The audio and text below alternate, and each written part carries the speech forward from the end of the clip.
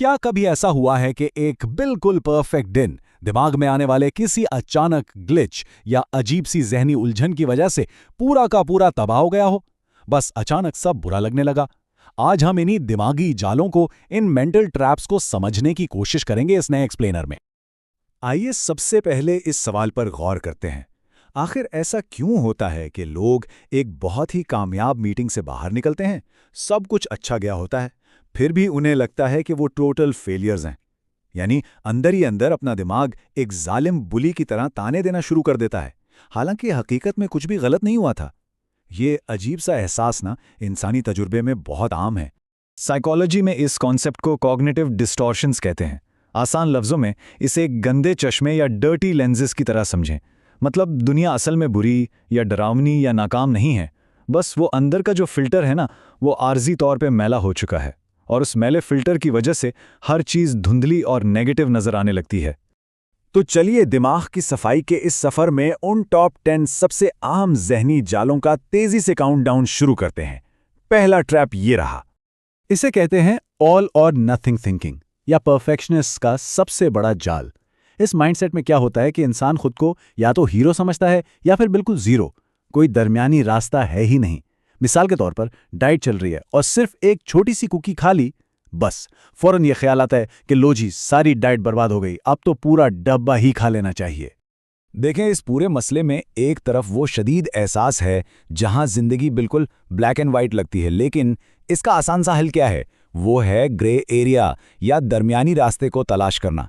खुद को बस ये याद दिलाना बहुत ज़रूरी है कि यार, एक छोटी सी गलती का मतलब मुकम्मल नाकामी नहीं होता।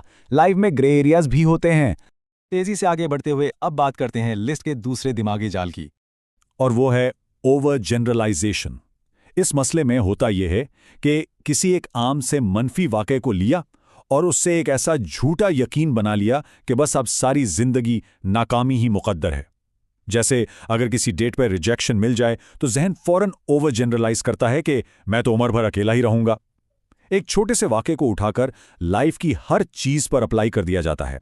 तो अगर इस भारी और मायूस कुन एहसास का तज्जिया करें जो दिमाग में चल रहा होता है कि मैं हमेशा अकेला रहूंगा, तो इसका सबसे बेहतरीन हल मंतिक या लॉजिक का इस्तेमाल है। दिमाग के साथ थोड़ी सी लॉजिक लगाने की ज़रूरत होती है।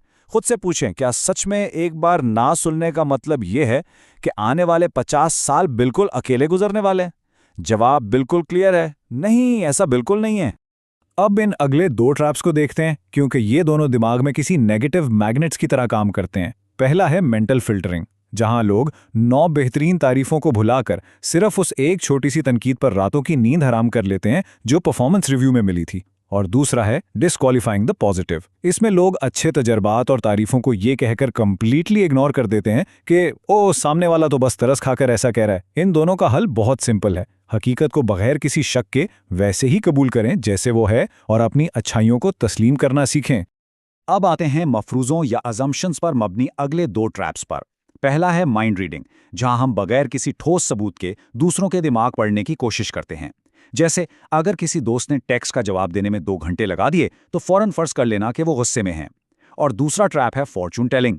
इसमें हम बिना किसी वजह के फ्यूचर प्रिडिक्ट करने लगते हैं, जैसे किसी प्रेजेंटेशन से पहले ही नाकामी की पेशानगोई कर देना कि मैं तो फेल ही होऊंगा। याद रखें, ये दोनों सोचें सिर्फ अंदाजे हैं, कोई हकीकत नहीं। पेसिंग को थोड़ा और बढ़ाते हैं और सीधा चलते हैं अपने 7वें ट्रैप की तरफ। इसे मैग्निफिकेशन और मिनिमाइजेशन कहते हैं। आसान अल्फाज में बताऊं तो ये एक बायनोकुलर्स या दूरबीन वाली ट्रिक है।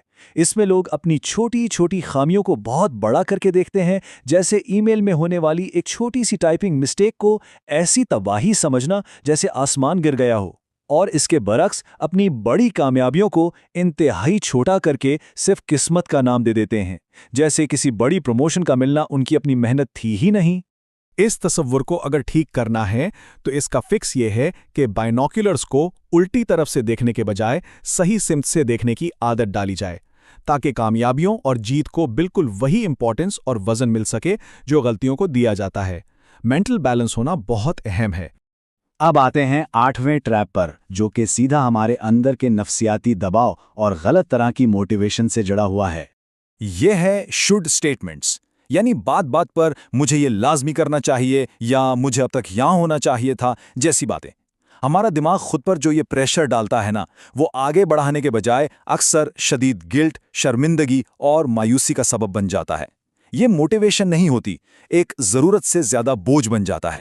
इस पूरी सोच को बदलने का तरीका वाकई बहुत दिलचस्प है। जब मुझे लाजमी करना चाहिए वाले सख्त रवैये को एक नरम सोच में बदल दिया जाए, जैसे मेरी ख्वाहिश है कि मैं ये करूं, तो जहन पर से ये बोझ अचानक उतर जाता है। ये एक छोटा सा वर्ड्स का तबादला एक थका देने वाले प्रेशर को एक हेल्दी और आज़ाद चॉइस में बदल देता है। हमारी लिस्ट के आखिरी 2 ट्रैप्स कुछ इस तरह हैं: लेबलिंग और पर्सनलाइजेशन। लेबलिंग का मतलब है अपनी पूरी शख्सियत पर नाकामी का थप्पा लगा देना। ठोकर लगकर गिरने के बाद खुद को हमेशा के लिए अनारी या लूजर कह देना, जबकि गलती सिर्फ एक वक्ती अमल थी। और पर्सनलाइजेशन में लोग दूसरों के खराब मूड का जिम्मेदार खुद को ठहराते हैं, जैसे कि किसी पार्टनर के गुस्से की वजह हमेशा वो खुद ही हैं।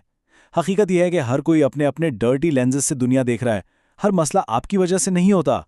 The CBT deep dive, fixing the mental software. अब हम देखते हैं कि इस सॉफ्टवेयर को ठीक कैसे करना है।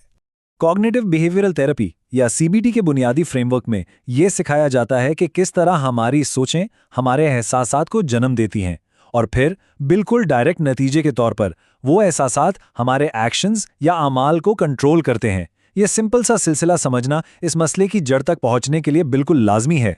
तो इन खराब सोचों को रोकने के लिए थॉट रिकॉर्ड नाम का एक शानदार टूल इस्तेमाल किया जाता है। जब भी मूड अचानक खराब हो तो रुककर 3 सवालात पूछे जा सकते हैं। पहला, इस वक्त जहन में क्या सोच चल रही है? दूसरा, ये उन 10 में से कौन सा मेंटल ट्रैप या डिस्टॉर्शन है? और तीसरा और सबसे अहम, इस नेगेटिव सोच को सच साबित करने वाला सॉलिड सबूत क्या है? ये स्टेटमेंट वाकई बहुत ताकतवर है। लोग ज़रूरी नहीं कि हकीकतन डिप्रेस या एंग्शियस हों, बल्कि अक्सर वो सिर्फ अपने मेंटल सॉफ्टवेयर में आने वाले ग्लिच का सामना कर रहे होते हैं। इन ट्रैप्स को आइडेंटिफाई करना ही इनकी आधी ताकत छीन लेता है। असल मकसद कभी भी अपनी सोचों से हमेशा के लिए छुटकारा पाना नहीं होता, बल्कि उन ग्लिचेस को जल्द भी ढूंढना होता है, इससे पहले कि वो पूरा दिन बर्बाद कर दें। अब आखिर में इस सब पर गौर फिक्र करने के बाद इस ज़रूरी सवाल पर ध्यान देते हैं।